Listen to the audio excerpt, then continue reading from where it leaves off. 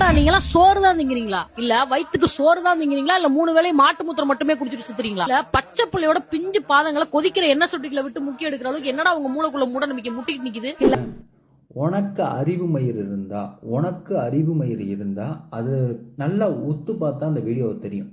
அந்த எண்ணெயில் விட்டோன்னே எடுத்துட்டாங்க, இருந்தாலும் அந்த குழந்தைக்கு வலிக்கும். அது எங்களோட சடங்கு.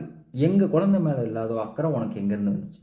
இது பாயிண்ட். 2வது பாயிண்ட், அந்த எண்ணெய் எந்த அளவு டெம்பரேச்சர் இருந்துச்சுன்னு உனக்கு தெரியுமா? இல்லை பார்த்தா எனக்கு தெரியுமா? அங்கே இருக்கிறவன் ஏற்கனவே கை விட்டு பார்த்துருக்க மாட்டானா? குழந்தை என்னது? எனக்கு இல்லாத அக்கறை உனக்கு எங்கேருந்து வருது?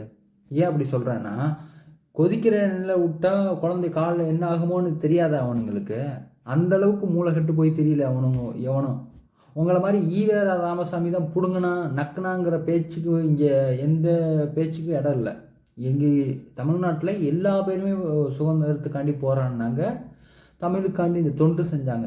ஈவேரா ராமசாமி ஒன்றும் பிடுங்கலைங்கிறது எங்களுக்கு தெரியும். ஆனால் அதை நீங்கள் நம்புறீங்களா? அந்த மூட நம்பிக்கை மயிரிலேருந்து நீங்கள் வெளியில் வாங்கினா முதல்ல. இங்கே ஆங்கில மருத்துவத்தால் எத்தனை குழந்தைகள் இறந்தாங்க? தமிழ்நாட்டில் ஒரு ஃபேக்ட்ரியிலேருந்து வெளியில் போன இருமல் மருந்தால் வட மாநிலத்தில் எத்தனை குழந்தைகள் இறந்தாங்க? அதை கேள்வி கேட்க உங்களுக்கு துப்பு இருந்துச்சா? உங்களுக்கு?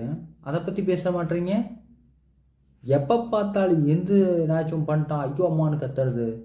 ஏன் எனக்கு இன்னொன்று சொல்லிடுவேன், சுண்ணத்து பண்ணுறான்ல சின்ன வயசில் குழந்தைகளுக்கு பண்ண வேண்டிய விஷயமாடாது. அந்த குழந்தைய அப்போதைக்கு எவ்வளோ துடிச்சு போகும், அதெல்லாம் பற்றி கேட்குறீங்களாடா நீங்கள்?